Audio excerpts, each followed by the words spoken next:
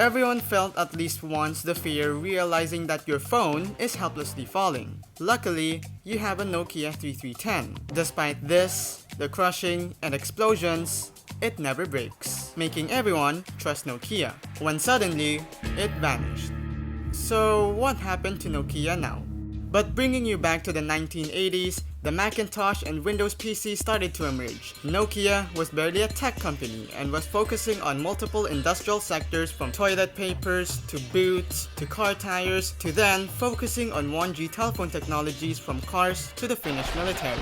By then, Nokia bought Mobira, seeing a great future for mobile devices being that it can easily be carried around everywhere, and so released the Nokia Mobira Talkman, the first mobile handheld phone that can store around 184 contacts and last for 10 hours. But due to it weighing half of an average full trash can, people deemed it impractical, so releasing an actual mobile handheld phone weighing less than a kilo, called the Mobira Cityman in 1987, which became famous due to Mikhail Gorbachev publicly using it to call a Moscow official from Helsinki the same year. But ever since the Soviet Union relaxed a little and fell apart alongside the recession, competition arrived. Luckily, Nokia had money to buy Technophone to focus on creating pocket-fitting digital mobile phones, as that resulted to beat out its competitors and allow them to produce 10 times more than what they used to produce and earn millions of dollars from releasing the Nokia 1011 to the indestructible 3310 and to later release its Symbian OS-based smartphones,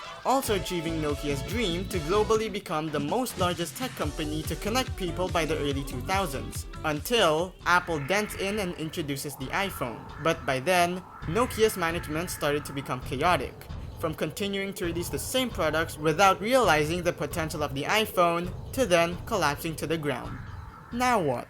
They switched up its CEO in 2010 with Microsoft executive Stephen Elop, who decided to partner up with Microsoft to develop and release the Nokia Lumia Windows Phone in an attempt to revive both Nokia and Microsoft in the phone market competition. Says Microsoft hosting a stupid funeral thinking it will kill the iPhone a while back. You might not even know about that in the first place, and that is on them for releasing it 4 years late alongside the rise of Apple and Android, resulting app developers to not give a shit about it. And despite its failure, Microsoft bought, ate, and merged Nokia anyway for $7.2 billion in 2014 and additional $7.6 billion for pulling the plug.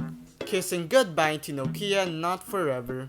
Nokia executive Jean-Francois Baril bought back Nokia from Microsoft 2 years later, alongside founding HMD Global with Nokia employees at the end of the same year, to develop, market Nokia phones, and partner up with Foxconn to mass produce their phones, resulting Nokia to become a thing again with a comeback, starting with releasing a wide range of feature budget phones in 2017, including an updated version of the classic 3310, 3, 5, and 6 that now runs on Android instead of its own software after learning their past mistakes, shipping more than 50 million units at the end of the first year and continued to rise up ever since, slowly recovering its net income despite the pandemic. From continuing to release the classic keypad phones to the flagship Nokia 9, the non-flagship C, X, and G series, to now expanding their business on globally becoming a leader of 5G networking after the Huawei ban. Though sadly, despite its progress, they were never able to reach the day of light in the long term again as it once was. But who knows? Most definitely, it might become known again for 5G networking. What do you think though? Let me know down in the comments. And speaking of which, here are 2 videos about Microsoft almost getting away with something or what happened to the iPhone 14 mini, and I'll see you there.